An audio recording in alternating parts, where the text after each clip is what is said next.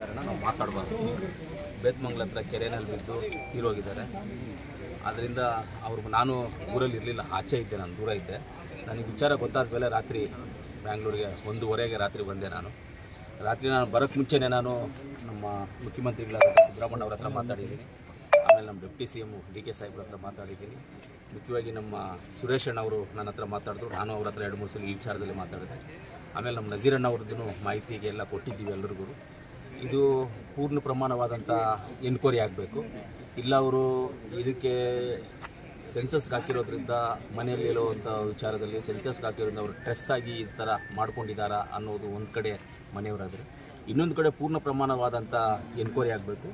ಅದು police department enquiry ಮಾಡುತ್ತೆ. ಮಾಡಿದಾಗ ಪೂರ್ತಿ ಪ್ರಮಾಣದ ಇದು ಬಂದಾಗ ಒಂದು ವೇಳೆ ಯಾರಾದರೂ ತಪ್ಪಸ್ಥರಾಗಿ ಇವ್ರಿಗೇನಾದರೂ ಪ್ರೆಷರ್ ಮಾಡಿ ಏನಾದರೂ ಮಾಡಿದರೆ ಖಂಡಿತವಾಗ್ಲೂ ಅವರನ್ನು ಶಿಕ್ಷೆಗೆ ಒಳಪಡಿಸುವಂಥ ಕೆಲಸವನ್ನು ನಾವೆಲ್ಲರೂ ಸೇರಿ ನಾವು ಮಾಡ್ತೀವಿ. ಬಿಡುವಂಥ ಪ್ರಶ್ನೆನೇ ಇಲ್ಲ. ಇಲ್ಲಾಂದರೆ ಪೊಲೀಸ್ ಎನ್ಕ್ವೈರಿ ಬರೋವರೆಗೂ ನಾವು ವೆಯ್ಟ್ ಮಾಡಿ ಏನಾಗಬೇಕು ಅಂತೀವಿ.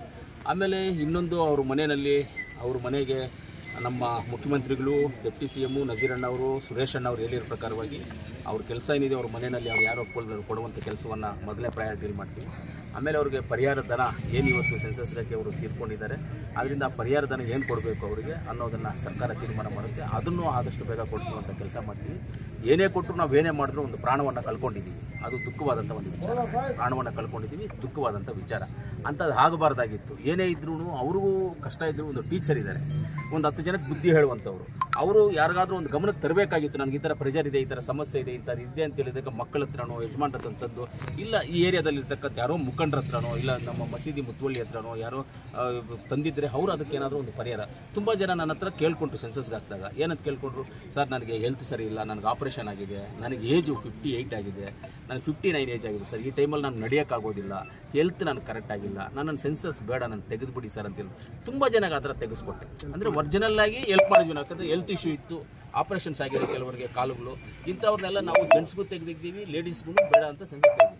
ಆ ರೀತಿಯಲ್ಲಿ ಇದ್ದಾಗ ಇವರು ಯಾರಾದರೂ ನಮ್ಮ ಮುಖಂಡರಿಗೆ ಹೇಳಿದ್ರು, ಈ ಭಾಗದಲ್ಲಿರ್ತಕ್ಕಂಥ ಕೌನ್ಸಿಲರ್ಗಳು ಯಾರಿಗಾದರೂ ಹೇಳಿದ್ರು ಆ ಕೆಲಸವನ್ನು ನಾವು ಮಾಡ್ತಾ ಇದ್ದೀವಿ.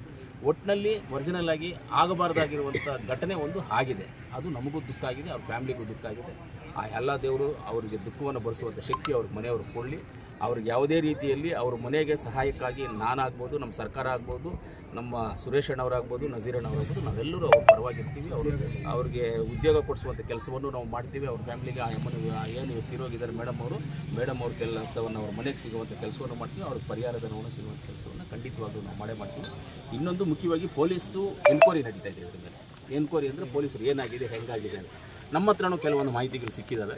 ಪೊಲೀಸ್ ಡಿಪಾರ್ಟ್ಮೆಂಟು ಎನ್ಕ್ವೈರಿ ಮಾಡಿ ಪೂರ್ಣ ಪ್ರಮಾಣವಾದಂಥ ಎನ್ಕ್ವೈರಿ ಮಾಡಿ ಅವ್ರು ಆಚೆ ತಂದಾಗ ಆ ಮಾಹಿತಿಗಳನ್ನು ನಮ್ಗೆ ಕೊಡ್ತಾರೆ. ಆವಾಗ ವಿವರವಾದಂಥ ಮಾಹಿತಿಯನ್ನು ನಿಮಗೆ ಕೊಡ್ತೀವಿ. ರಾಜ್ಯದ ಸ್ಟೇಟ್ ಇಶ್ಯೂ ಯಾವುದು RSSದು ಐ ಲವ್ RSS